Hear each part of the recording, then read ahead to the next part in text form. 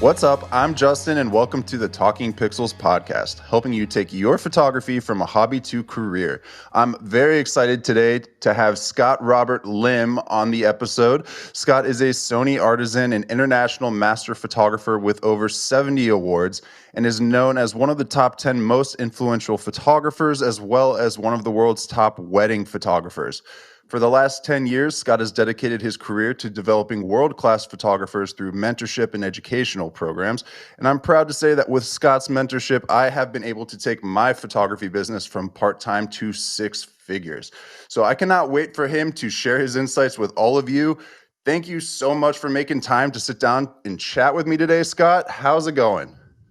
Well, my pleasure, Justin. You know, you're one of my reads, and I brag about you all the time. So I'm just happy to see you moving forward, and I just love teaching and helping other people get on their way. Absolutely. Yeah. I mean, it's been super great working with you. Let's see, I don't know. It's been a little over a year now since I started my mentorship program with you, and it's been hugely helpful. I mean, within that year, let's see, we probably met, I don't know, we probably started at about February of last year, maybe January even. And by August, I had taken my business full time, and we've moved it into doing six figures as of January of this year. So it's been hugely helpful for me. So I do greatly appreciate all your help with that. Thank you so much. By August, you stopped talking to me. Yeah, that's What probably happened about to right. Justin? It's like, oh, I guess he's doing really well. That's what happens a lot of times. You know, within the first few meetings, I help rearrange things for people, and a lot of times they are off on their way, doubling the income already. And so, hey, that works out for me. But Hey, it works out for yeah. everybody because they're like making the money now. I know that was the craziest part. I was like trying to decide with your mentorship program if I wanted to go with 10 hours or 20 hours. I'm like, I don't like, I'm at the beginning, I'm thinking, man, I don't even know if 20 hours would be enough. And then I think we started with 10, and then by like hour 5, I was already off running. And I think we still got a few hours left of it still, but Exactly. things have been good over here, though. I mean, 2020 was a tough year for everybody. At Oh, least man. I'm sure out in LA too, where you're at, and also it's bright and early out there for you. I'm still waking up here. I'm like, got my first cup of coffee going here. Yep, I'm on number 2, and it's noon here, 9 your time. But yeah, I mean, so how's things going out in LA right now? I mean, is things starting to get a little bit better? I've heard it's been a tough couple year really. Yeah, I mean, LA, California is one of the like clamped down places, especially in Los Angeles. I don't know why. I mean, we were so happy just like a few weeks ago, they let us do outdoor dining, but you know, us wimpy LA people is 50 or 60 or maybe even high 60s. And we're like, oh, it's so cold to eat outside. Do you have a heater? Do you have a outside heater you can put next to? I mean, we're such wimps, but Gotta it's stock up slowly on getting hoodies. back. I'm Yeah. doing, you know what? I'm doing small workshops every month around my area, which have been a big success. And so I've been doing that, and I've been getting out. I was in Mexico last week shooting a wedding. So, you know, I'm moving forward regardless, you know, and if they're comfortable meeting with me, cool. If they're not, I understand, but Right. I'm moving forward. Yeah, I mean, things in Ohio here have been doing better. Well, I would say the past 3 or 4 months, people have started to feel more comfortable with going out and getting in touch and meeting in person. And they've lifted all the mandates that they had on weddings in Ohio, at least for the most part. I mean, they still have to wear masks and are encouraging distancing, but they had shut down dancing at weddings, and so receptions were not quite the same. Photographing them, they're quite a bit more boring than your typical wedding would be. But they lifted that, so my couples for this year are all really Oh, excited that they can sweet. have that going on, and I hopefully we'll start to see that as these vaccines start to roll out a little bit more and people start to get more comfortable with going out and doing things again. So well, good to hear that the workshops are going well. But today, Scott, I wanted to talk to you a little bit about mainly, I know you do mentorship and all these workshops and educational programs for photographers. You were like one of the people I've wanted to have on this podcast since we started it, because our whole goal is to help people who may be doing photography or videography as a hobby right now, but know it's their passion and want to pursue that as their career path. So is it cool if we get into some questions I've got written down for you Yeah, here? Awesome. I love talking about that stuff. Yeah, me too. I feel the same way. But like I mentioned before, I think we met back at Pixel Photo Fest. Pixel Connection is actually the sponsor of this podcast. And so a nice little tie in there between the three of us. But at the time, I was really focused on trying to do portrait and commercial photography and turn that into full time. And when I met you, I should say before I even had met you, I was in your workshop or the class that you were teaching there, and I was like, man, this guy. One, your imagery was fantastic, and two, your personality and just your ideas behind business really resonated with me. So I wanted to talk to you more and find out more about your mentorship programs. And I had really no intention of becoming a wedding photographer. I was not really interested in getting into weddings. I'd done weddings in the past, and there's just so much work. And I was hoping to focus in on other things. But with your guidance, I've actually been able to do a lot more with wedding photography. So that whole thing totally changed for me. But in that class, you were actually talking about how you kind of got into wedding photography and photography in general, and I felt like it was a pretty unique and interesting way to get into it, because you kind of just went right into it with your first camera. So maybe tell the listeners, if they're not familiar with you and your background, of how you kind of got into photography. Well, I kind of got into photography out of desperation, actually. I had just started my family, living in Los Angeles, owning a place here is kind of very expensive. My wife quit her job to take care of our family because that was her dream, was to just, be the manager of our household and the boss of everybody here. And at the time, 20 years ago, living in Los Angeles, owning a house, I was only taking home $10,000 a year and had a business that was not growing it was growing at the time, but it was sucking up so much money. There was no money left over for the owners, as everybody knows.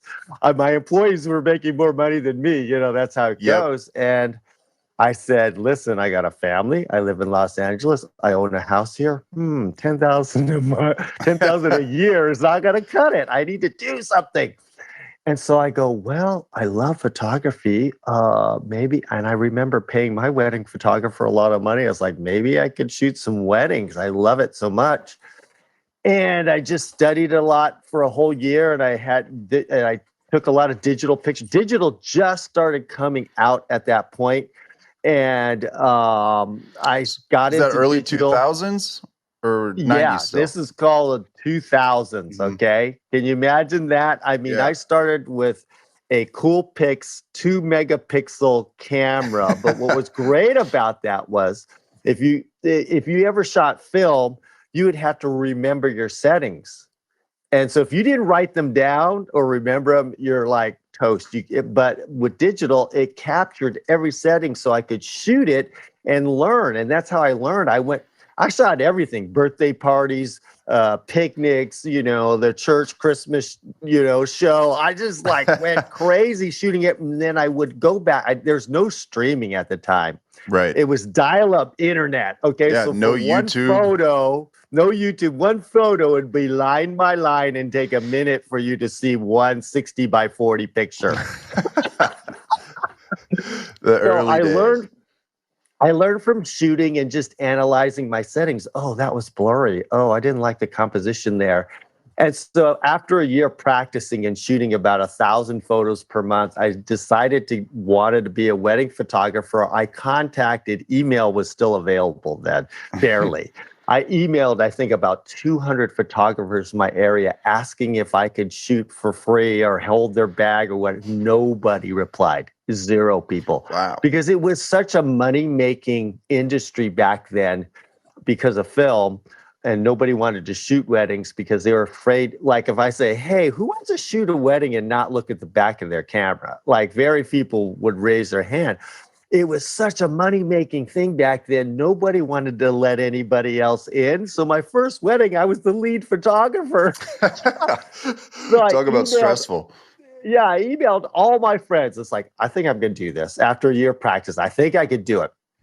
Emailed all my friends. One person replied and say, hey, I think I have a client that might be a great fit for you, meaning that they don't have a lot of money and you're cheap and you're a good fit. So, I showed him my lame portfolio. I had macro pictures of flowers in there and just a hodgepodge. I don't know how they hired me, but they hired me, and I did one thing that was different than anybody else in the entire world.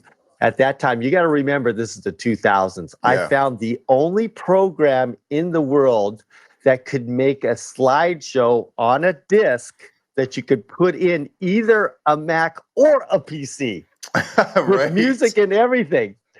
Dude, that slideshow, and that was one of the first people have ever seen, right? The slideshow was 15 minutes long. Yeah, no kidding. So many photos. They loved it. And when she got it, she said she was crying. And then literally every single person that went into her house, she sat down in front of their 15-inch CRT 100-pound monitor and made them watch my slideshow of their wedding. And I got like 10 other weddings from that one wedding. And then, boom, my career took off right from there. And it hasn't looked back since. Yeah, so that's my story. That's crazy. So that the video itself was your first, I mean, I guess the that was slideshow. The slideshow was kind of, I would imagine that was like very early on. Social media. Yeah. That was like social. I gave her 10 of those discs, and there wasn't really any streaming social media at that time. So that was kind of like my marketing, right? Doing something a little bit different that nobody ever seen before. And it just, my career took off after that. And something film shooters were not able to do at that time. No way. Scans and stuff, I would imagine scans at least to digital had to be pretty uncommon, if even They didn't available. even do highlight reels back then for videographers. Mm-hmm. They just rolled like 7 hours of footage and broke it up, Yeah. Here's everything from your day in a 7-hour video. Sit down and watch that sometime. Yeah, right. Nope. Like might as well watch all 3 Lord of the Rings movies in a row. That's awesome. I mean, so that's very interesting, because to kind of like out of necessity get into photography is not typically what you hear. You don't really hear that people get into photography as a way to find a way to support their family and find income for their family. Usually it's the opposite. A lot of people have that income coming in, and then they're like, but I want to do photography and I can't justify that. Yeah, I mean, but I kind of feel that prevents somebody, because when you're at a I was desperate. Mm-hmm. I mean, literally, my wife was making all the money for the last 12 years. She had a great job. She's quitting. I'm making $10,000. I happened to, this is 20 years ago. So I happened to ask my wife, and I said, what is our like break-even point? What do I need to bring in so we're like breaking even? Mm-hmm. And she said about $30,000 to $40,000 a year. So I was like, okay, that's my goal. Let's do it. If I have to work at Starbucks and McDonald's and Home Depot, I'm going to bring that money in. And that was the impetus that just really now I had a family. It's like, I can't let them down. And really that push just drove me to really make it. And sometimes it's that sink or swim mentality that you need to really get going, because a lot of times we don't know how much we can do unless we're forced to do it. And I think that's kind of the thing that happened to me. And I just haven't looked back since. And, it's been a great journey for me.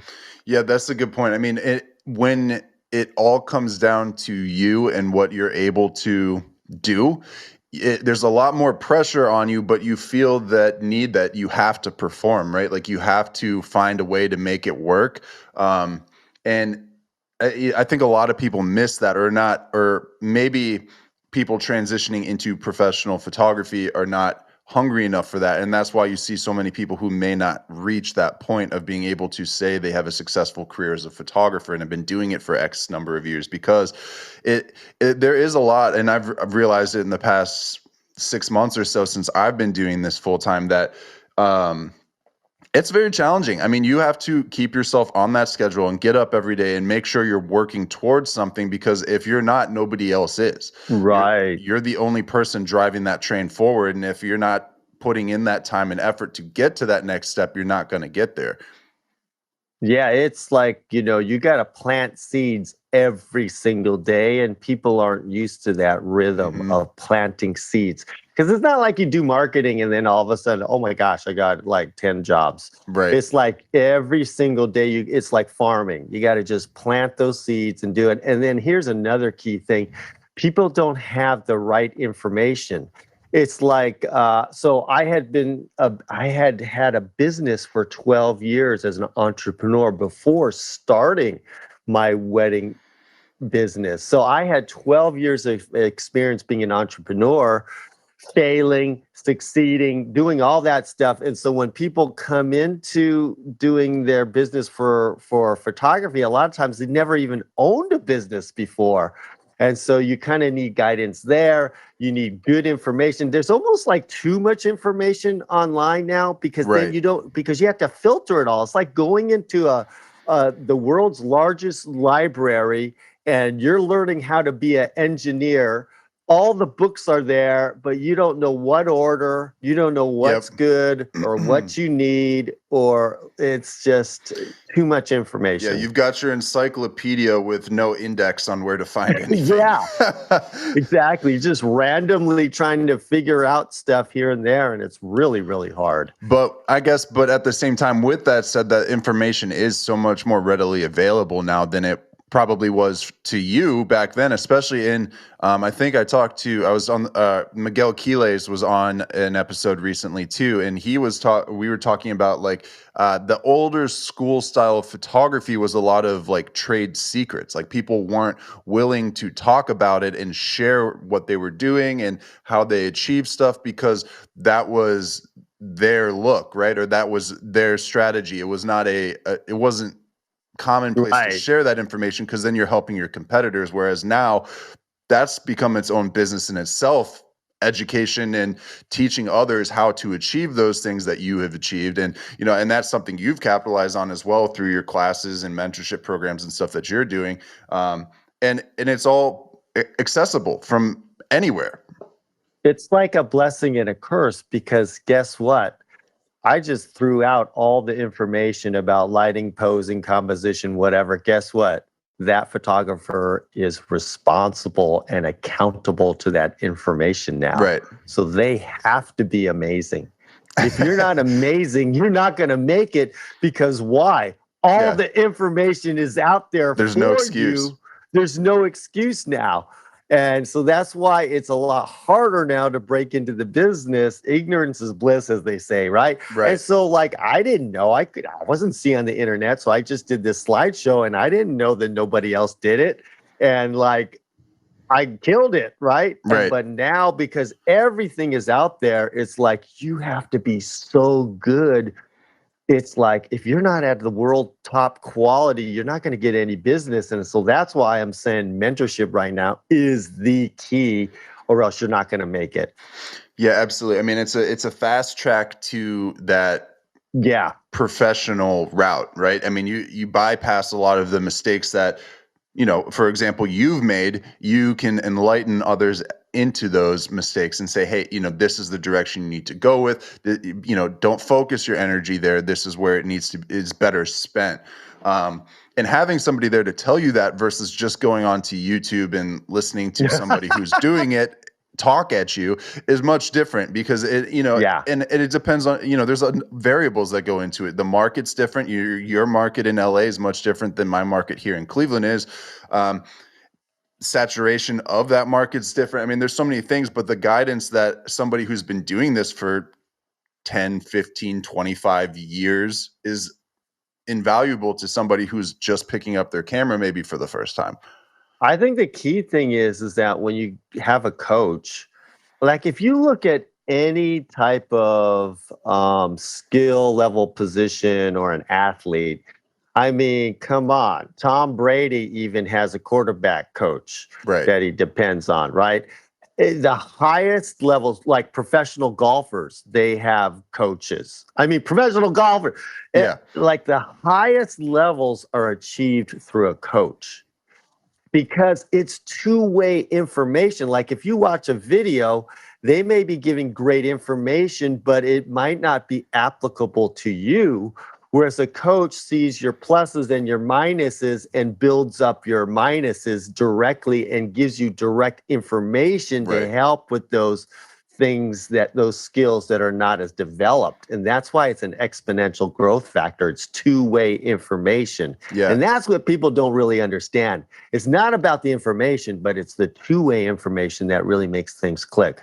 Right. It's that immediate feedback that you get as opposed to having to wait to see the end result of it. Right. So, like, a golfer can try to perfect their swing, but they're on the coach is on the outside looking in and seeing the mistakes that are being made and can then explain why they need to change what they're doing or how they can improve upon what they're doing to get better results out of, their swing, their chip, whatever it is as a golfer. But the same applies to photography or really any business for that matter.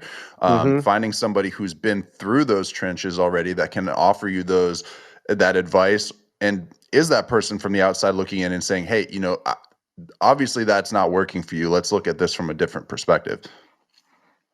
I am actually writing a book on this, which will be published in a couple months, and it's called The Six-Figure Artist. And I dive into not just photography, but if you want to make it as an art, I think being a full-time artist is the hardest profession in the world because it's doing something that we love, right? Yep. The reason why that there's so many jobs for accountants out there, my wife used to be an accountant. Well, she still is, actually. Because nobody wants to do it.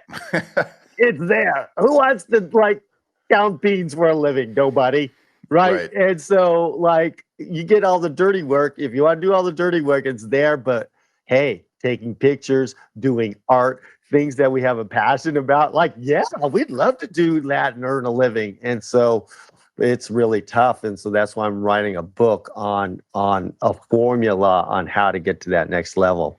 Yeah, I'll second the accounting thing. I'm working on taxes for this year right now. And I'm like, good luck. I made the decision. I'm like, the first person that I'm going to end up hiring is going to be an accountant first, and I'll train them to do the rest of the stuff. Yeah. But I guess that's actually a pretty good segue with your, talking about that book, because, essentially, like you mentioned, you got started out of necessity. This was like a desperation thing that you were like, I got to find a way to make this money to bring home to my family. But in doing so, you built a wedding photography empire. I mean, you have a class on Creative Live about being a $10,000 wedding photographer. I mean, starting from photographing, your first wedding where you were cheap and the people were looking for a cheap photographer, to then going about charging $10,000 or more for a wedding. How do you build your business from a point of, charging pennies, dirt cheap prices, to charging the highest end prices you could possibly charge?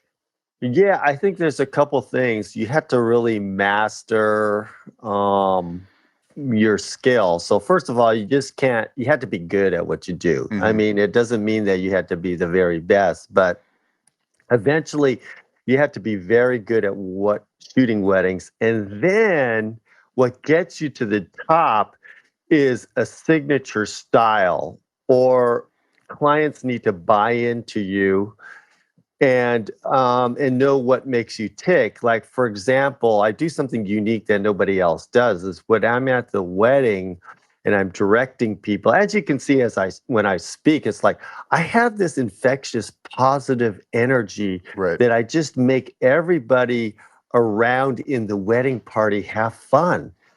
And like the other bridesmaids see that, the other guests see that, and they don't even need to look at my imagery. They go, I want that guy. He Mm-hmm. makes everybody is having a great time when I'm shooting him. And that was kind of like my calling card. That's what really put me over to the top. And then when you're positive, like all my wedding pictures, people look like they're having an amazing time. And sometimes I have a lot of Asian clients, and we Asians are a little bit like very kind of don't like to show a lot of emotion sometimes. And we're very reserved and Mm-hmm. calculated. We don't like to make mistakes, because we get 1600 on our SATs, so we never like to do anything wrong, you know. But when I bring out this, action and motion, and people just started to love it. And so the thing is that you got to separate yourself from everybody else, but you have to get good first. Get good, develop your own little signature style, and then you're like an artist. Like they can Right. only get you if they want that, and that's when you can start charging more money.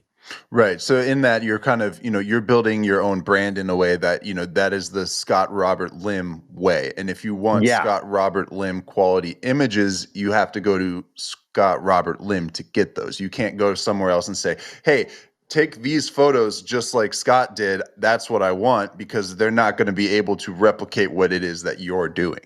Yeah.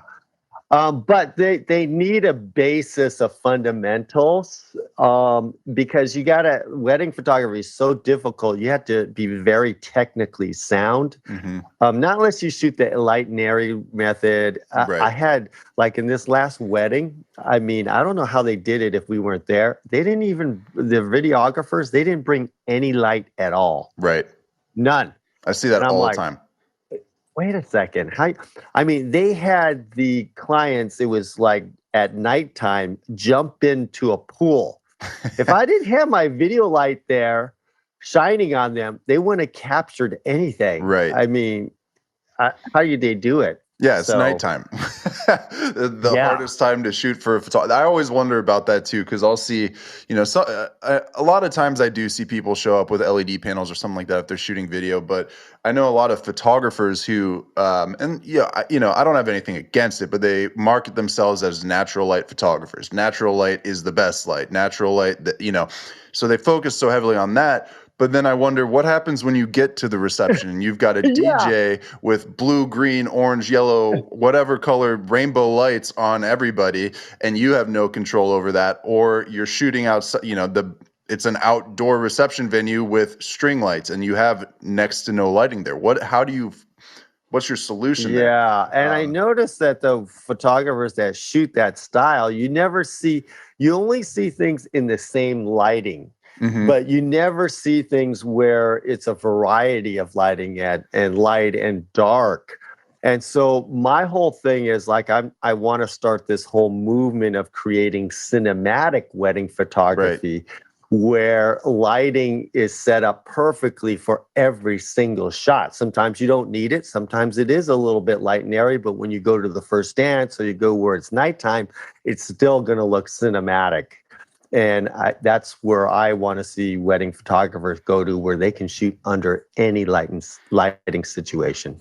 And that's something that I myself have been working on too. I love shooting with off-camera flashes. I enjoy it because it gives you so much control over the environment that you're shooting in. But this year I actually I've got my LED panel set up here for the podcast, but I want to get into doing more with those and actually some constant light stuff. I see potential with using that for exit shots or sparkler shots, because I've got a number of people who want to do sparkler exits and stuff like that.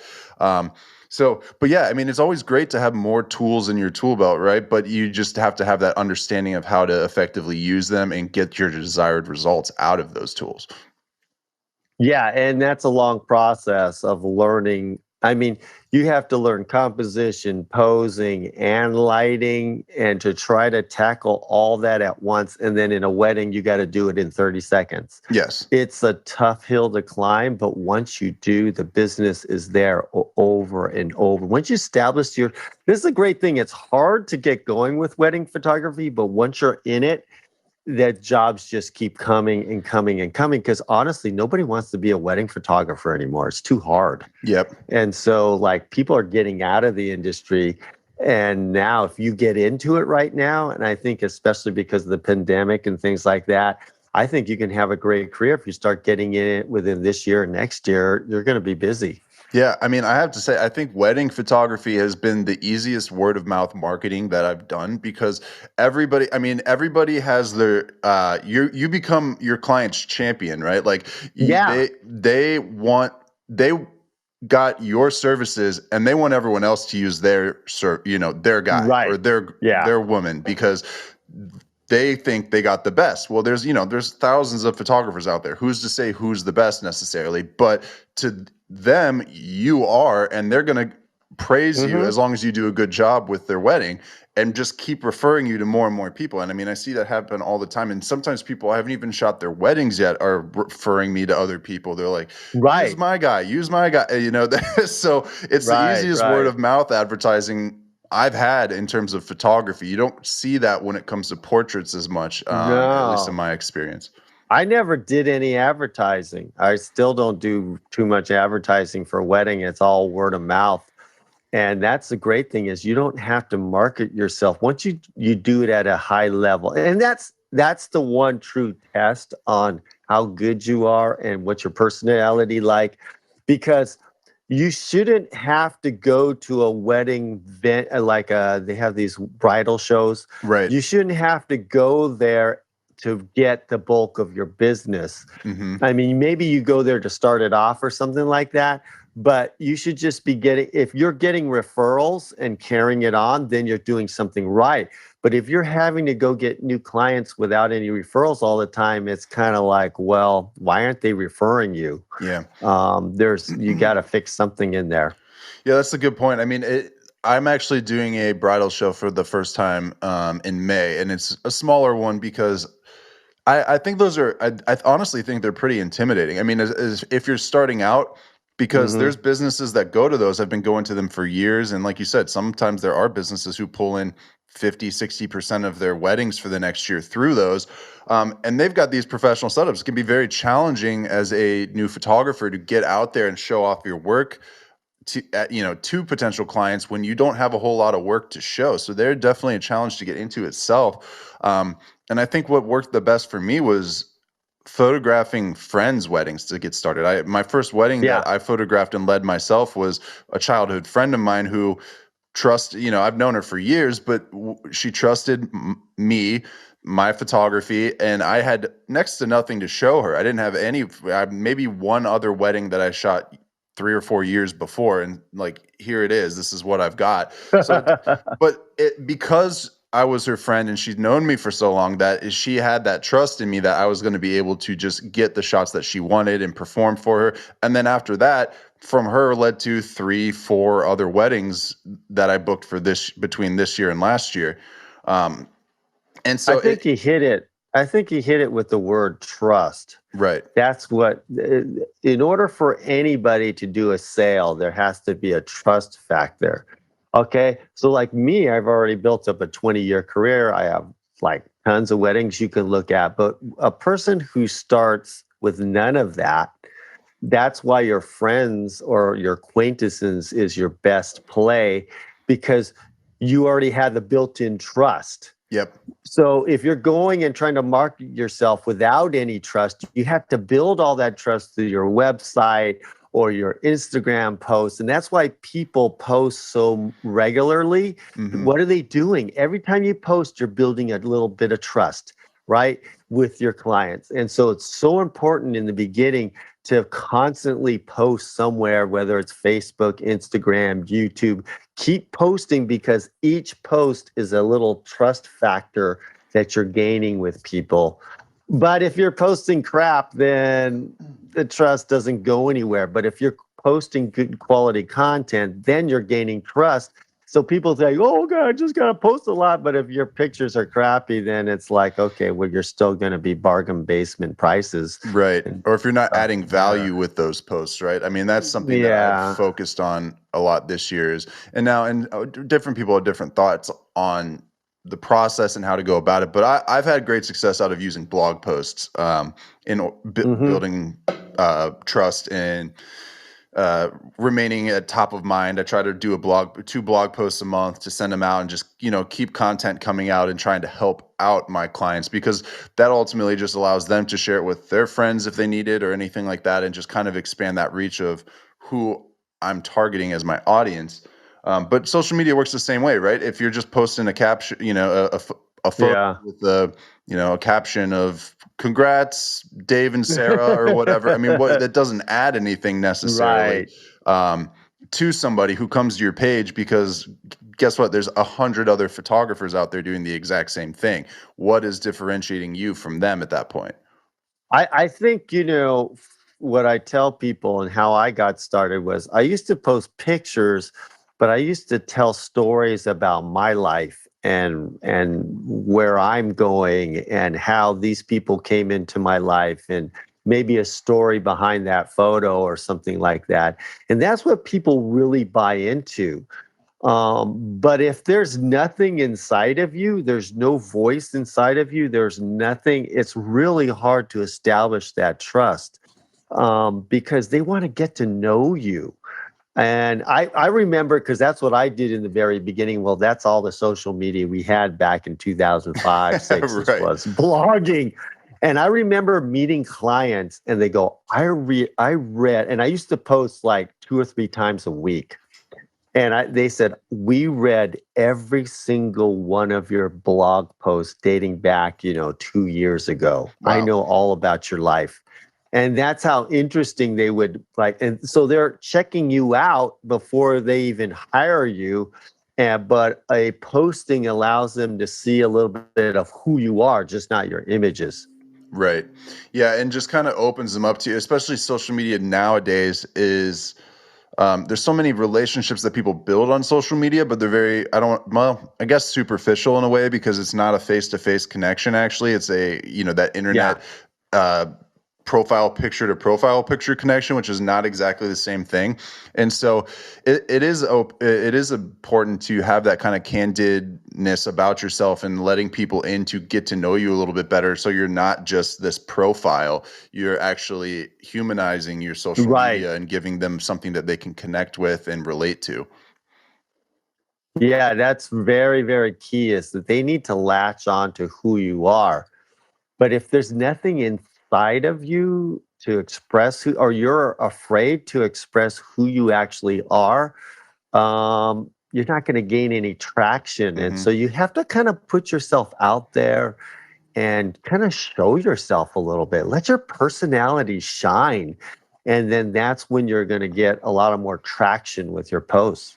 Yeah, and you know what? That's actually a pretty good segue here too, because and you mentioned it a little bit ago too, that you're known for your high energy and the charisma that you bring to your weddings or your education events and stuff, and it's very attractive and appealing to clients and photographers as well, and it's very clearly translates into your photography. Like you said, you see that the people are having a genuinely good time in the photographs, and that it's not posed. It doesn't feel scripted. It feels very natural and organic.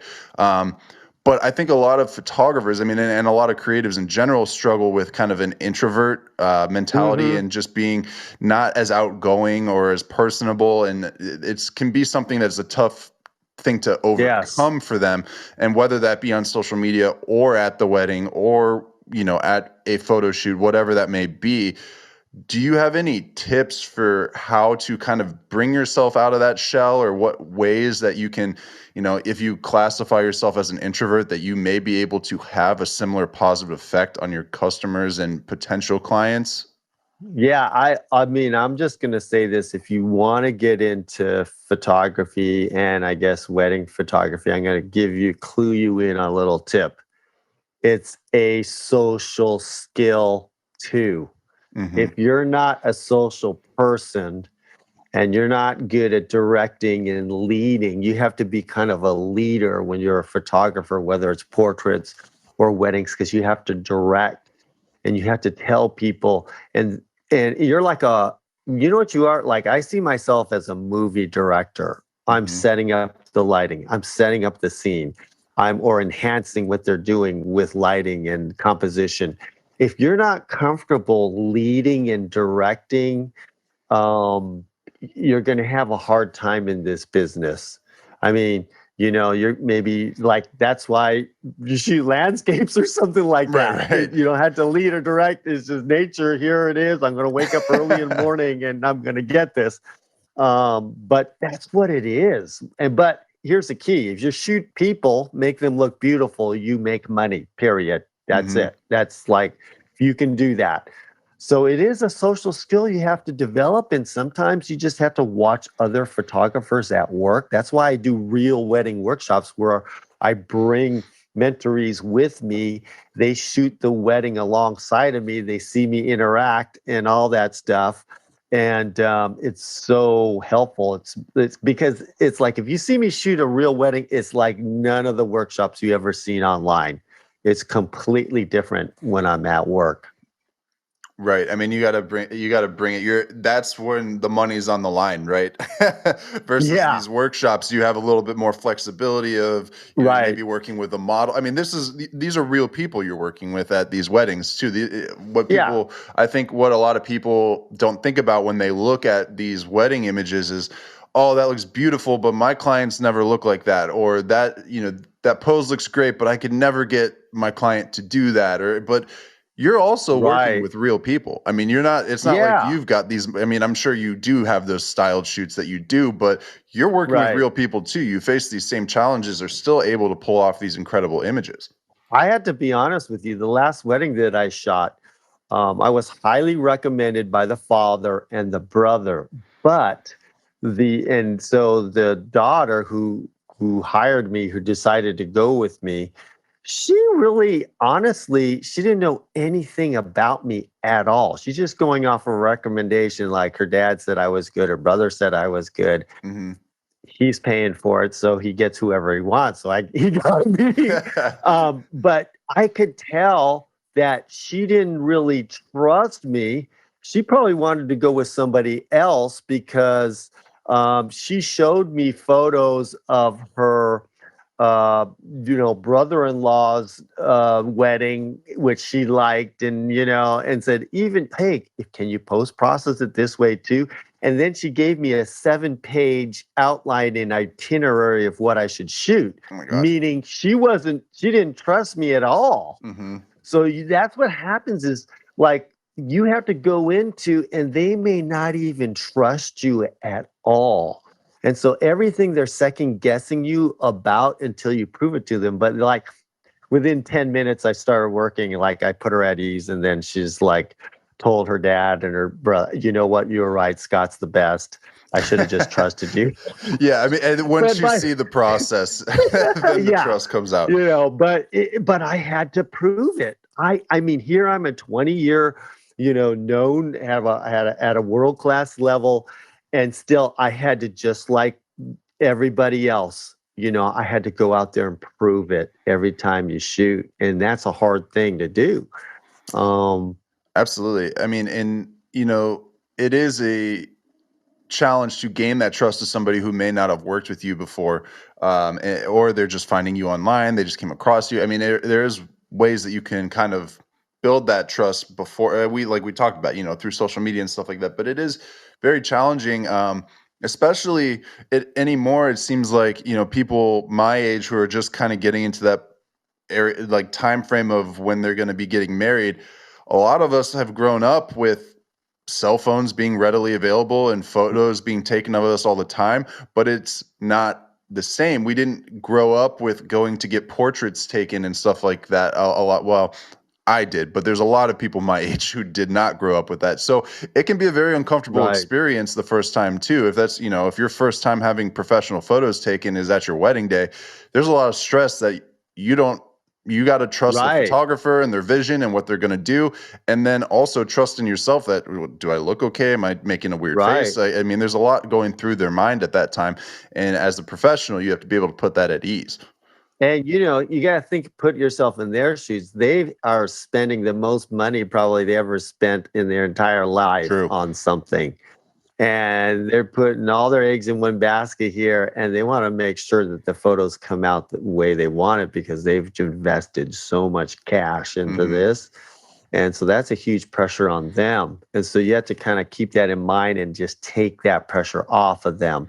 And so when I go into a situation, I hope I'm leading and I'm directing. And so I hope in their mind, they're going to say, you know what? I can trust him. All the pressure's on him. And that's what I tell them. I say, listen, first of all, don't worry about it. If it's not the way that I want it, I'll tell you all the pressure's on me. Everything is on me. You guys are perfect. You guys look amazing. It's my job now. You just let me do my thing and I will just trust me. And I'm going to get you some amazing images, but just take all that pressure, just put it all on me. Right. They did their job by showing up. Now it's your job to make them look good. Yep, exactly. Yeah. You just got to show up. And that's a good point too, that they are spending a lot of money, at least when it comes to wedding photography, on hiring all their vendors for the services. But a lot of times photography does take up a good chunk of that budget that they have. I think the average is 10%.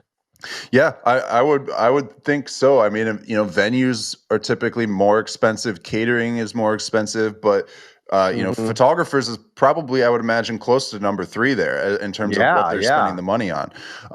Now, with that said, I think there's probably a lot of people listening who may be doing wedding photography, but are charging a rate that is low, and they want to raise it and get up to a higher rate. As somebody who has an entire course dedicated to how you too can charge $10,000 for a wedding, what steps do you need to take to raise your prices? I mean, I think a lot of people get nervous about raising their prices and think, if I raise my prices, nobody's going to come to me anymore. I'm going to lose my clients. I'm going to lose my business. Right. But that's typically not the case. I mean, at least in my experience, every time I've raised my prices, clients are still knocking. They don't go away. Right. But I think a lot of people fall into being nervous or scared to raise their prices. So, when I have a whole formula about that. And so that's what many people say. It's like, well, popular photographer like yourself, every time you raised prices, you were able to, be okay. That's because you had an amazing mentor. But anyways, that's another point. A lot of people need guidance on how to go through it. And here's the key. It's very simple economics. Price versus demand, right? So what's the general, when you raise prices is because your demand is high, and that's why you can raise prices. Once your demand is, and if no one's demanding your services and you raise high, what happens? Boom, your whole business falls apart. So it's about you getting better so that's the thing. When I wanted to over deliver. So if I was charging $3,000 a wedding, I wanted it to seem like it was a $5,000 wedding. When I was charging $5,000, I wanted to see like it's a $10,000 wedding. When I was charging $10,000, I wanted it to feel like they were getting a $20,000. So you have to learn to. So what's happening is you're over delivering no matter what pricing that you're giving, and you're keeping your demand up. But if your skills diminish, if you're not getting better, if you're not following and getting a signature style, what's happening is that your demand is shrinking. And so therefore, you can't keep raising your prices because the quality of work is starting to just get even with your demand. So you always have to have demand. That's the key. If no one's demanding your work, then you can't do it. And I'm going to share a story here. I was going great from 2000 to 2006. I was going amazing because it was basically film back then. I remember not getting hired because I used digital. So I had to actually use film too because they didn't trust digital. Nobody trusted it in the beginning. Yep. And so 2006 came around. I was locking down about 80% of my referrals. 2006 came around. I had 8 people wanting to have consultations with me. All 8 said no. I was like, Wow. what? I went into a mini depression. What was going on? Why was I getting all of this rejection? I had just been published in a national magazine. And so my work was getting seen all around the country. And then these clients saying no to me. And what was happening was digital came in. And because of digital, the average package price dropped about $2,000 Oh, wow. of what I was offering. And my work wasn't good enough to justify somebody paying over $2,000 more. And I had to come to a reality that I am not good enough. I need to up my game. And so I literally had to lower my prices and then build it back up again and come into my signature style. And so I was, back then, I was shooting a little bit more photojournalistically. And then I would go to these photography conventions and learn from the best people in the world, just like how, Pixel Fest and all that kind of stuff. Right. And I would hear and I would say, hey, listen, I need to glamorize the bride more. I need to learn about portraiture. I need to learn how to pose. And then, boom, I took another quantum leap. And so it happened to me. It happens to me. It's like, but you gotta keep upping your game. If you don't keep upping your game, you can't get better pricing, And that even upping your game may mean just be a little bit more personable.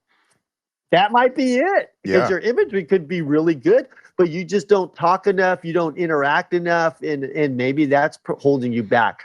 That's why sometimes you need a coach to look at you, to analyze everything from your personality to your imagery to your pricing to your website to everything. Right.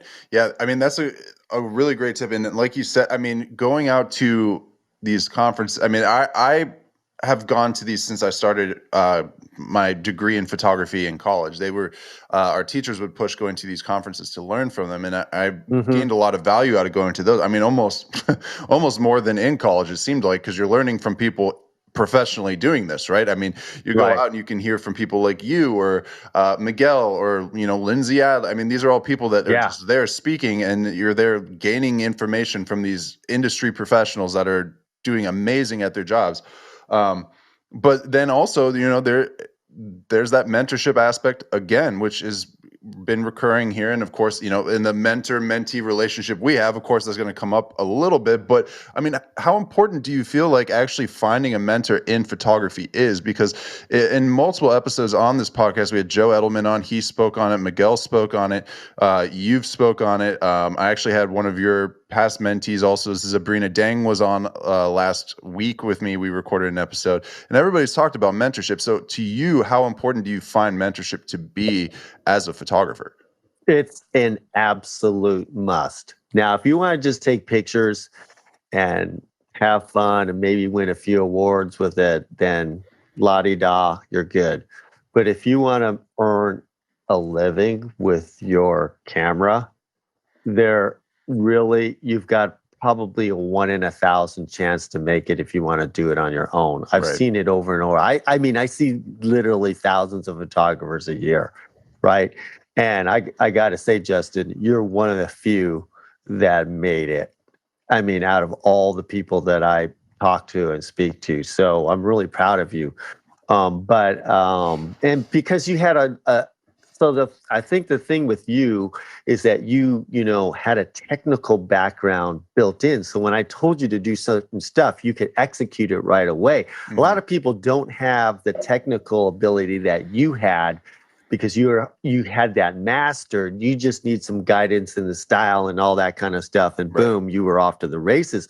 So a lot of people, I have to develop their technical and their business at the same time. So it takes a little bit longer to do it, but it's a must. I mean, you can't do it by yourself, especially now with the competition so huge. Yep. You can't do it. Just think about any other profession. Let's say you wanted to learn basketball, And, let's say LeBron James says, hey, why don't you just come along with me and hang out at the games? Let me show let me take you into the locker room and show you my practice routine. Hey, well, you can even meet some other photographers, some other basketball players there. Let me show you my practice routine. Let me look at your shooting style and let me just like guide you on what you should practice. Critique it, yeah. Like if LeBron, for all those who had kids and daughters, and LeBron James reached down to your daughter and said, let me mentor you, get you into a college, right? Like, oh, be crazy. Man, you would do it in a second. But then for photography, some reason, I don't want to pay for anything. I can just get it on YouTube. Like, come on, man. You want to earn six figures with this, you got to invest in yourself. Here's a simple analogy. College, the average person that somebody spends on college is $150,000 in 5 years of their life to get a $50,000 job. Right. Doctors and lawyers, doctors, they spend $500,000 investment in about 8 years of their life to earn $200,000 or about $150,000. Yeah, that's crazy. So, and you don't want to spend, $1,000 or whatever it is on mentoring or whatever, when you spend 150 grand, or you're maybe even paying that for your kids going to college. Right. To do it as a career, it's like the perspective is so warped. Yet we're so willing. You can talk to the top photographers in the world if you just ask them to mentor you and, pay them a few bucks. It's right there. There's no other industry. It's hard to gain access to people at a high level than photography, but it's there. That's actually a great point. I mean, and it's very, I mean, I'm a perfect example of that. I mean, in the past, I've been doing a lot of recording of this podcast recently, but in the past few weeks, we've had, actually 4 Sony Artisans, I think now we're up to on this podcast. I mean, how accessible is it to talk to somebody who is a world-renowned, sponsored photographer by one of the largest camera companies in the world, and I've been able to get in touch and speak with 3 of them in a one-on-one conversation very easily. And then at the same time, if you wanted to learn from that person, they're accessible through many channels. I mean, their website, their social media. You can their workshops, their videos that they offer. Right? I think Miguel has some too. Yeah. And you're getting top-notch education there. It's all there. You just got to invest into yourself and believe in yourself. And I think that's another reason why we have this, what I call the raffle ticket mentality. We want to buy a few raffle tickets for $5, hoping we win $1 million. Yep. That's our mentality. It's like, okay, well, maybe I can just take this class and go to this conference and just then I'm going to learn some magic information that's going to take me to the next level. No, you got to invest in yourself. You got to put it down, go all in or go home, put your big boy pants on and say, I'm doing this. Commit your time, commit your effort, and get the best. We buy the best equipment in the world, right? Mm-hmm. We don't go and go on eBay and let me find that Chinese knockoff camera for $50 and it says it's full frame. I'm just going to buy that. That's how we treat education. Right. We buy the best camera equipment in the world, whatever it is, and then we get the cheapest education. What do you think is going to happen? Right. You're going to be average. You buy a race car, but you never learn how to drive a stick shift. You're never going to be able to compete in NASCAR. Yeah, exactly.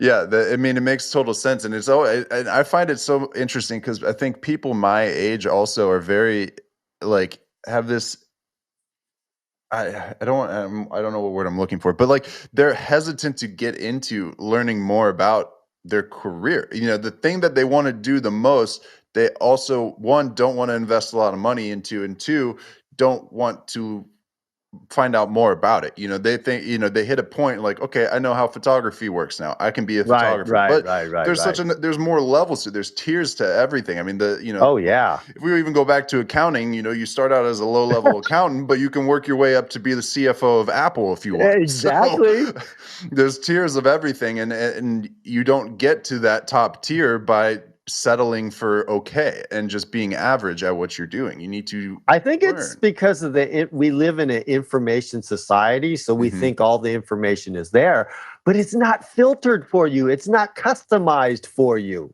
Right. right? It's like stepping into the library and wanting to learn Generic. about art and painting. You got like 10,000 books there. Which one do I start with? Or, right? And is it customized to me? And you need the two-way information. It's like, why don't you just learn from somebody who's been there, done that, made millions of dollars doing what they do? Don't you want to learn from somebody who made $1 million doing what you want to do? Right. Isn't that make sense? Yeah. Right? So this is what I say. Okay, I have a skill. I've made millions of dollars from it. How much is that worth to you if I told you everything that I know? Mhm. Most people wouldn't even give that information away at all, Right. right? Like, and then yet my class where I laid down 44 hours of content of Oh everything my I gosh. know you could get for $2.99. Oh man, that's expensive. Like, well, how much would you spend if you told everything about your career or whatever on how to achieve what you achieve? Isn't it worth something? And how much time would it take for you to get to, in order to get to a point to offer that, how much time does it take you to get to that point? And what is that Yeah, time worth? If you want right. to learn all that information over the course of your career, how much does that add up to? I mean, if you can condense your Yeah. entire career into 44 hours of just consistent learning and information, what is that worth? Condense 20 years into 44 hours. Right. Because there's so many, like I said, I could be practicing this lighting technique that it took me 5 years to master. And then I show you how to do it in 2 minutes. Here's the Right. magic formula for a portrait. That's what I did at my last workshop. I said, here, let's practice. Let's make sure your triggers work. Let's do everything in here. Let me show you the magic formula on how to do a portrait, which took me many, many years to figure it out. And I'm going to tell you it in 15 minutes right here. How much have you just gained? Boom, Yeah. Yeah, in a short period of time at that. Yeah, I mean, but so I wanted to ask you this too, because like I mentioned, we had Sabrina Dang on, who is a past mentee of you, also a Sony artisan now. So she's made her way into the top tier of photographers as well. But I asked her a similar question, and I feel like both of you have a similar style. I think you guys come from similar family dynamic backgrounds. It sounded like too. So there's a lot of similarities between the two of you.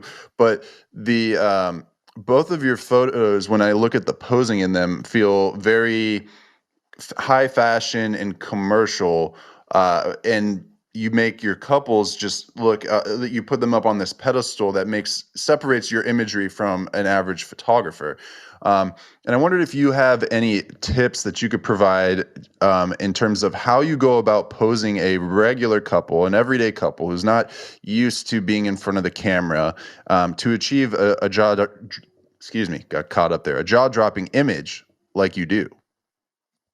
Well, first of all, you can download my course and I show you. But There you go. other than that, I was just doing this last night. I Mhm. actually look at other art forms. I look at sculpture and I look at paintings and drawings.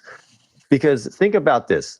Somebody, let's say a sculpture, they're taking a rock and turning it into something that looks human. Yeah, Don't you think soft and they know delicate. don't they think they know a little bit about the human structure and form and flow and posing, right? If you Yeah, can take a absolutely. rock and make it look like a human, you know something. Like you're carving that hand for a whole week. You understand how it looks natural. Right. You're really skilled at it. And so that's what I used to do. I used to go and look at different art forms. I would look at sculpture and I would see how they would pose the sculpture and analyze it to a T. And that's what I was doing last night. I was looking at images that were 100 to 200 years old and seeing how they would draw them and how they would draw. I was looking at some fashion magazines from about 200 to 200 years ago in Paris, right? Mhm. Or 100 years ago. And I would analyze how they were drawing them.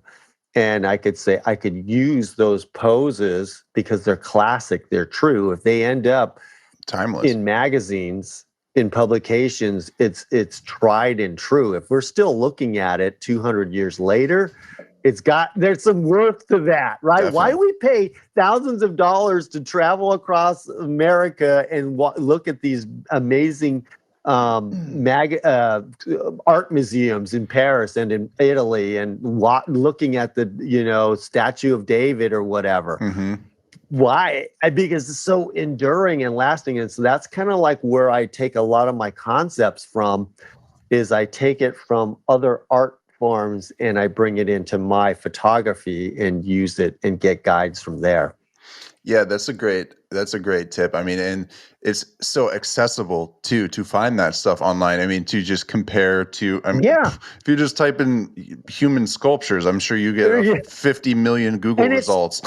And it's perfect, right? And that's what I think that's what both Sabrina and myself, what we try to do is, like, we want the perfect portrait that looks like a painting almost, that looks like perfect picture, perfect lighting, post-processing, pose. And that's an enduring quality that brings people back to your website. They look at it over and over. When something is perfect, so here's the key. I say, listen, if you're posing, I'd rather you do that pose 100% perfect than doing a pose that may be a little bit more artistic and different and only 80% perfect. Right. Because that 20% imperfection makes you look away from the photo. Whereas if you do something perfect, you're going to look at it over and over and over. They can't get away from your imagery. I would show people my portfolio, and hey, Scott, I just spent an hour looking at all your imagery, and I just kept looking at it over and over and over again. It's because I try to perfect everything: the posing, the lighting, the composition, the post-processing, everything perfect. And you can't do everything perfect, and that's why photography is so wonderful, because you keep trying and trying and trying. It's like golf. You're never going to have the perfect game. You could think you got a perfect shot until you look at it on the computer, and then you're going to have 50 things wrong with it, right? Yeah, right. Dang, I should have got the hands better. Yeah, exactly. There's always one little detail. That foot was in the wrong place or whatever. Right. But that's the things you learn from, and that's how you get better at what you're posing in general. And Sabrina actually I think her answer was pretty similar to yours, and it was less about looking at old art and more of, she explained she keeps a book, or when she was starting, she would keep a book of poses where she'd cut out poses that she liked in magazines or something like that. Mm-hmm. And then she would find the shapes within it. She would structure, find, okay, this is a triangle here, and what is this curve that makes this so appealing, and build out those so that when you get into a scenario where you can, coach somebody into that position. I find, identifying a great pose is easy, but coaching somebody into that pose is very challenging. It's a huge different skill. And that's why sometimes you have to watch a master photographer work, because you can see how they get that person to really develop that pose. What do they say, and how do they do it quickly? There's a whole skill to just talking to your client and coaching them into the pose. Absolutely. I mean, I think that's one of my current struggles and challenges, is to get these people who are, one, uncomfortable being in front of the camera, may not have had photos taken, or maybe they have, but they may not, their trust for you may be at a different level, and then getting them to open up and feel comfortable into, something that may feel pretty uncomfortable to them. Getting into poses a lot of times is uncomfortable, because you're doing weird things you wouldn't normally do in day-to-day life. And so there's so much going through their brain at that time that it is a process. And, it's something I'm currently working on and trying to get that coaching and direction up. Here's one little tip that I do. I said, and then it makes you practice too. I actually just do the pose so they can see it. Yep. I know it makes me look weird, but I let my feminine side out. But I just do it, and then they see it, and then they copy it. That's the easiest way to do it. Let's say you're not the most, vocal person, or you don't know how to express what to do, just do it. And that's that's why actually women photographers are gaining ground in the wedding industry. People love to hire women for weddings now. In fact, I got rejected because like, oh yeah, Scott's good, but I'm hiring a woman. Mm-hmm. Why is that? It's because a woman knows how another woman feels. And I think a lot of times they can just act it or simulate it better than a man. So that means we got to get to work. I mean, men, we're great at sending 10 flashes with gels and all the technical crap, shooting at 100 frames per second. And we're amazing at that. But we need to learn how to connect and how I'm posing people.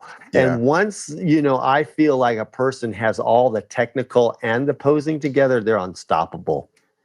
Yeah, absolutely. I mean, that's so true. But it is, yeah, it's just going to be something that you got to work at to get to that point. And, people listening, when you look at Scott or Sabrina's work or anyone we've had on this podcast for that matter, it's years I've gone into getting it to that point, and it's a lot of working on it. I find that funny though, because I do the same thing. And actually the first photographer that I worked for did the same thing. And we mainly did seniors, or with weddings, it'd be funny too, to see him do whatever, the bride's pose was supposed to be, and seeing a masculine figure do that is so funny. And I just ran into it recently. One of my brides wanted to do a boudoir session, and I don't do a whole lot of those, but here I am trying to pose, sexy. And I'm like, you're not going to get this from me. I don't have that skill set yet. So, but the photos came out great. She was much better at it than I was, for that matter, but it is a learning process nonetheless.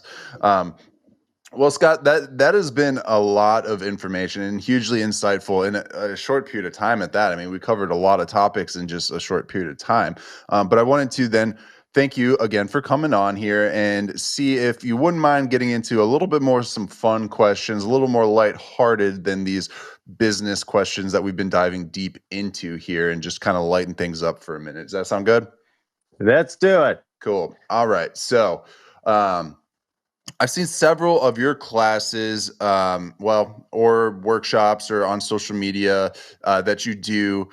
And you talk about various camera lights that you use, and I've seen a few different lights that I don't see a lot of other photographers using. I mean, a lot of people are using Profoto and Godox, which are, Godox is a great affordable option to go with. Profoto is probably the industry standard, or the high end of the industry standard in terms of lighting. But do you have any inexpensive and versatile lighting solutions for somebody who may be wanting to get into either off-camera flash or constant lighting?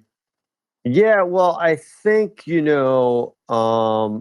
a steps that you have to do. I think you have to master natural light.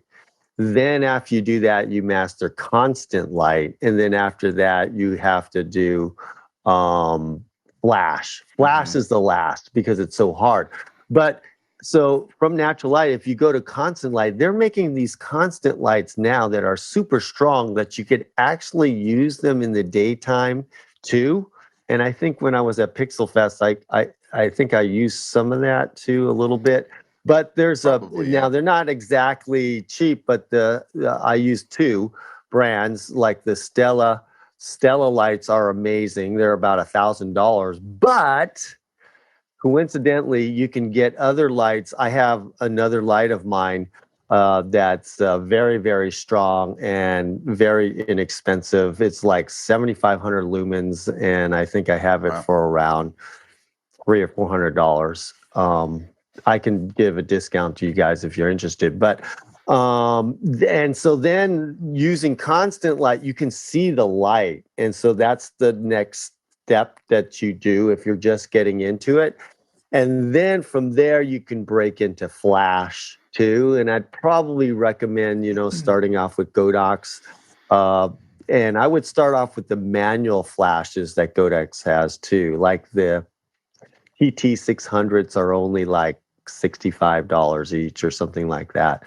And so manual, because you can get these big fancy Godox ones that have TTL manual. There's so many buttons and dials on there. You're going to get lost right off the beginning. So in the beginning, you just need to dumb it down, just learn the manual flash process, and then move forward. And then, when the sun goes below the horizon, that's when you can get, there's tons of video lights you can get out there that will do that. You just need something over 2,000 lumens so it can push through an umbrella. Yeah, that's kind of like what I recommend for lighting.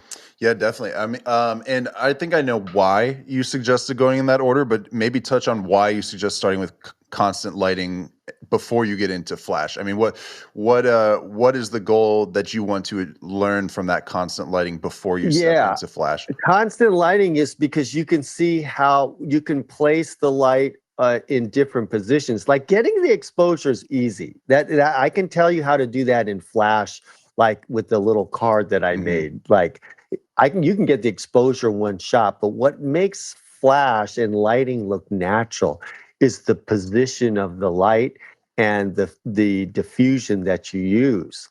That's the key to lighting. It's not the exposure. Anybody can get a great exposure.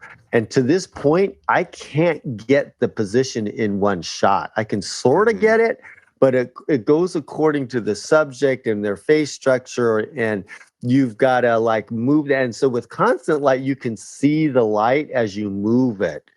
And you can, it's just like mirrorless cameras. You see the exposure before you shoot it. Constant light's the same way.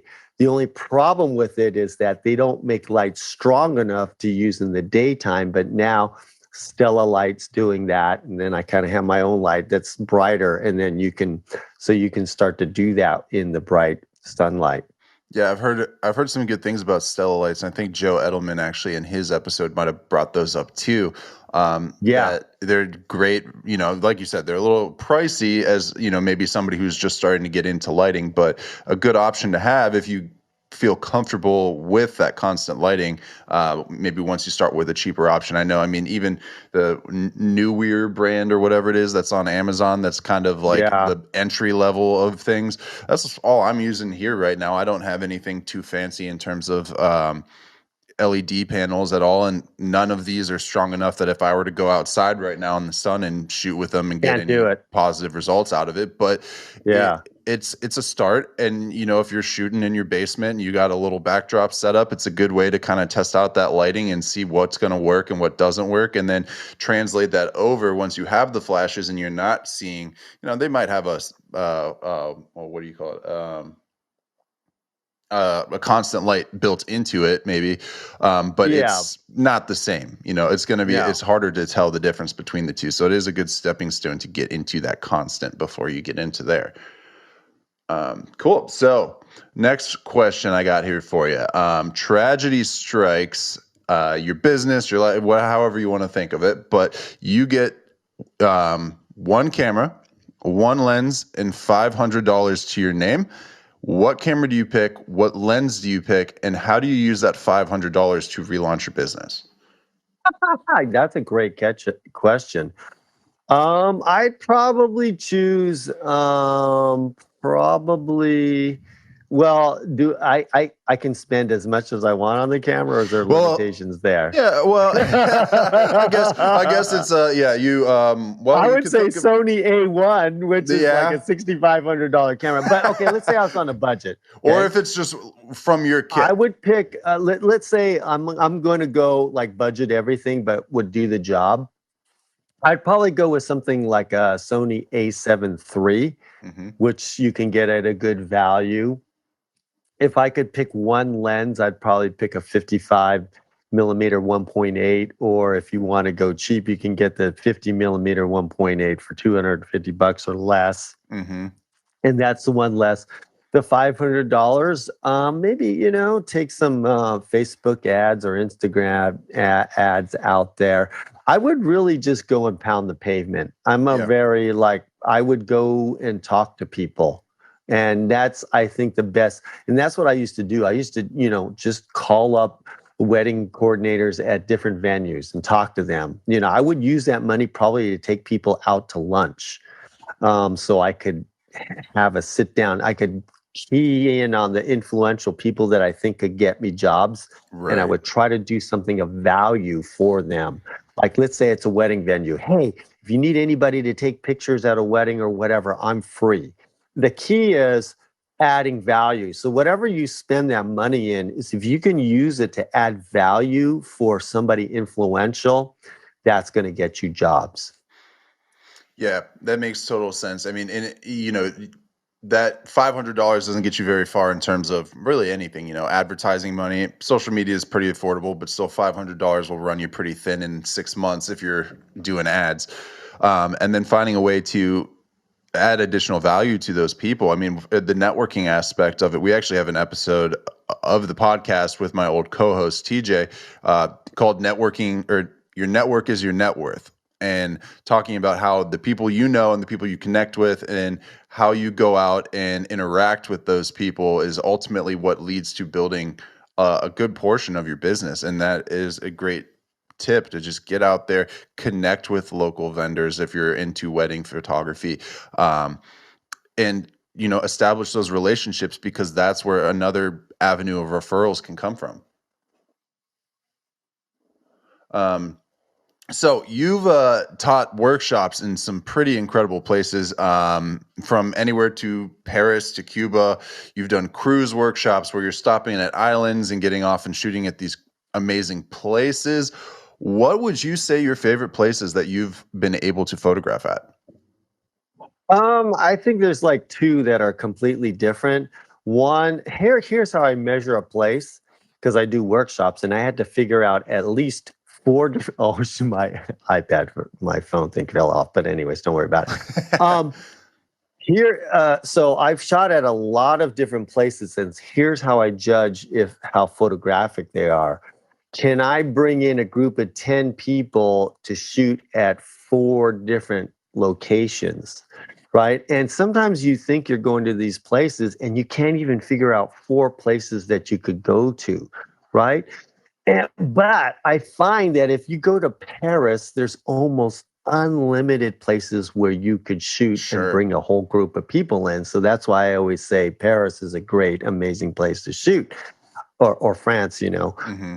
And then two, if you like street photography and the people are just wonderful to interact with and you're going to get some characters at the same time, Cuba. Cuba is so awesome because it's like you're stepping back 50 years. You see the old cars, the people are so friendly. They want to, if you're on the outside world, they just want to get to know you. And so I think those two they're complete opposite, but I Yeah, love definitely. going to those two different places. Yeah, my actually the first photographer I worked for took his family to Cuba, and he said the same thing. It's like everywhere there is like an art piece. The pastel colored buildings, the old Hmm. cars. It's like stepping back into like the 1950s or something to go there, and almost like, a modern day time machine to go to Cuba, and very unique photographs from there. Um, okay, so this one, we have a lightning round. We do this with every single one of our guests. I'm gonna ask you some very quick questions, and just off the top of your head, we want to know. So, to get started here, Mac or PC? Mac, Mac. I'm the same way. Zooms or primes? primes. Natural light, off-camera flash, or constant lighting if you had to choose one? Oh man, don't do that to me. I'd probably, you know what? I'd probably go with Flash. Flash, yep, I'm in that boat too. Lightroom or Photoshop for editing and retouching? Oh shoot. I actually use both, but if I had to pick one and stay with it, I'd probably go with Photoshop because it could do more. More versatile, sure. Yeah, Do you prefer shooting in studio or on location? on location. Same here. Your favorite camera accessory? That could be bags, straps, flash, whatever you're thinking. Umbrella, a simple translucent 30-inch umbrella. Just a white umbrella, shoot through umbrella? Yeah, I get so many awesome images from that simple thing, That's an awesome tip. accessory. I've actually never used a shoot through. I've always used reflective umbrellas. Um, Coffee, tea, or neither? Coffee, Coffee all the way. Are you a cat or dog person? dog. Dog. And are you a drinker, beer, wine, or liquor? I don't really drink, but I would probably say wine is my least favorite, and I can go with sissy drinks. How's that? Sure, that's fine. Pina colada. Yeah. Oh, perfect. I'll be having a few of those on my trip next week. I'm down with the sissy drinks. Right. This segment of the podcast where we would invite, when I had my old co-host, we'd invite guests on, and we started out calling it Pints and Pixels, and we would all kind of share a drink at the same time while we went through this interview process. And it's morphed a little bit since then, but I wanted to bring that back in here. And then are you a morning or evening person? Evening. Evening. Yeah, I'm kind of the same way. I'm slowly becoming a morning person, strangely, but I've always been an evening person. Awesome. Great. And then last question here for you before we do have a couple of questions from listeners if you got time for that afterwards. But we do always ask every guest we have on here if you have any recommended reading materials for our listeners to check out that may help them with business, photography, life in general. Anything come to mind? Well, I'm coming out with my book, The Six-Figure Artist, pretty soon, and I would highly recommend that if you're wanting to take your art into a full-time career. There's information that you will not find anywhere in the world, I feel, and that'll be coming out soon. Awesome. And where would they be able to find that at? Will they be on Amazon? Is it going to be on your website? Yeah, it's going to be on Amazon, and so I'm working with somebody who's actually a writer, and we're developing it. He actually works for Amazon, so I'm sure it's going to be on Amazon too.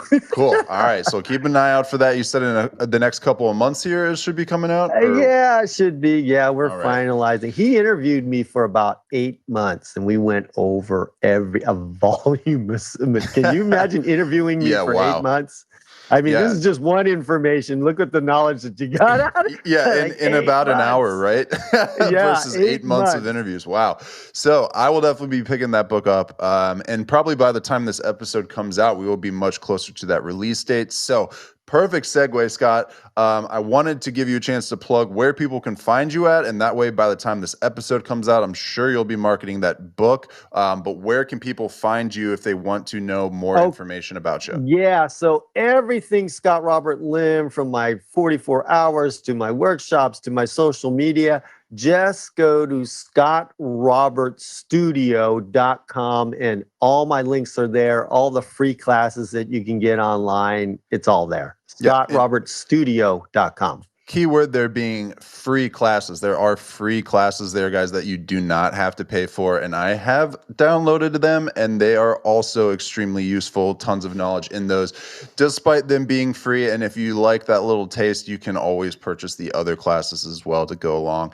So awesome, Scott. Thank you again so much for joining us today. I got 2 more questions for you here from listeners that want to hear from the professionals and get some advice. So this first one comes from Cassidy. She says, right now I am just a hobbyist, but I'd like to start my own photography business in the near future. What is the first couple of steps I should take to start my business? Learn the fundamentals. Make sure that you know lighting, posing, composition, and post-processing. And then from the business side, I'd probably say get a mentor, get somebody who's been there, done that, and who can properly steer you in developing your business. Definitely great tips. And I would, from the business side of things, I would say if you're going to go the route of, you want to do this professionally, make sure that you are registering your business with your state and getting proper insurance as well, because accidents do happen and you do not want to be on the line for anything that could potentially happen at one of your photo shoots. You want to make sure that you're covered there. So definitely look into some business insurance too when you take that step to go full time there. And then the next question comes from Rick. He says, photography is my one true passion in life, but I have a great paying job in the corporate world. I'm worried that if I go full time with my photography, that my family won't be accepting of my decision. I have 3 kids and a wife that I support with my income. Any tips on how I can make a transition into professional photography, but it will help me justify the change to my family? Here you go. Keep your full-time gig. And then if you can keep your full-time gig and make half the income that you need to survive, if you do quit your full-time job and devote all your energy to your photography, you have a shot at making close to what you need.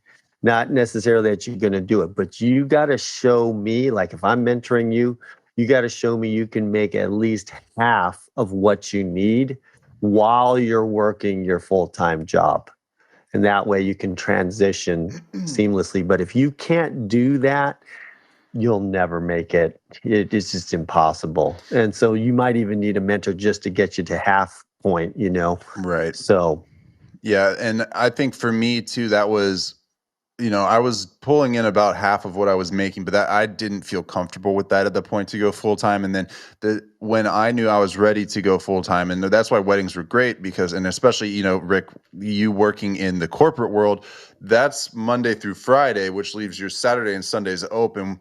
With kids, I can see it being a challenge if they do sports or anything like that. You may need some time, but weddings are a great way to make some extra cash on those Saturdays and Sundays, and you can build that up to the point where maybe it is starting to offset your income enough that it makes sense and you want to move forward with photography full time.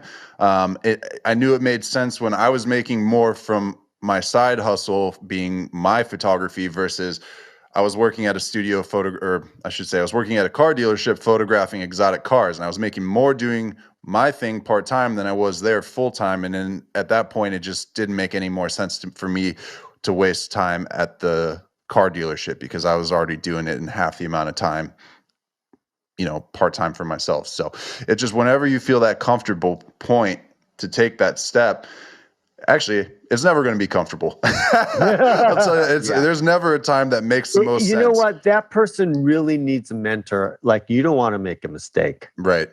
You have to have a mentor to help you through that process because we're talking, thousands of dollars at risk here and your family's livelihood and putting food on the table. You've got to get some really great advice before you're going to do that. Yeah, that's great. And I know a great mentor. We got one right here. So feel free to reach out to Scott there. So as always, guys that are listening, if you have any questions about photography or business in general and want to ask a professional on a future episode, please feel free to email them over to social@thepixelconnection.com for a chance to have them answered on the podcast. And with that, Scott, that is all I've got for you today. So I did want to say thank you one last time for joining me today, spending some time on the call, hopping on nice and early for you so that we could get this out of the way so I could get on the road to my trip. But again, thank you very much and appreciate your time. Thanks for having me. And anytime, it's been a pleasure talking to you. And I wish all those out there the best of luck with everything. And keep safe and have fun. All right. Thank you. Have a good one, Scott.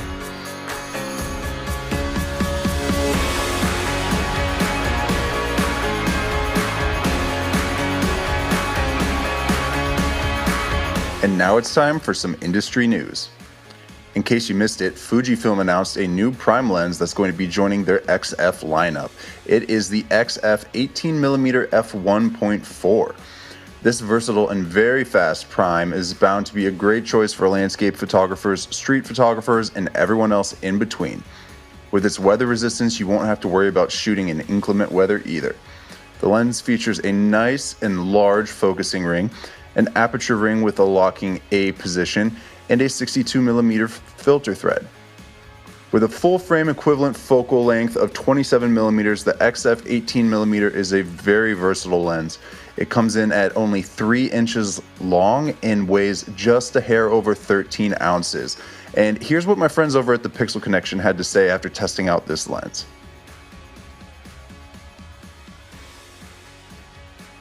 The autofocus on this lens is snappy and quiet. Even after sunset, the lens didn't have any issues focusing reliably. After dark, the autofocus was a bit slower than in the bright sunlight, but that's just to be expected with most lenses. Not only is the lens wide, but it allows you to get close to whatever you're capturing with a minimum focusing distance of just 7.9 inches. Even though the lens is relatively small, it features 8 points of weather sealing, providing it with a sense of security if you're shooting in the snow, rain, or in dusty conditions. The rounded 9-blade aperture provides a nice and pleasing out-of-focus area. Distortion is pretty minimal for a 27mm FX equivalent lens, and the sharpness is top-notch. Chromatic aberration is well controlled, and even though the sun was in and out of the clouds, I didn't notice any sun flaring in any of the images. Now, if you're a Fuji shooter, this Fujifilm XF 18mm f1.4 will cost about $999 and should start shipping out by May 27th. So if you are interested in this lens, you can pre-order this XF 18mm f1.4 by visiting the Pixel Connection link in the show notes. Thank you all so much for listening today. I'll see you in the next episode.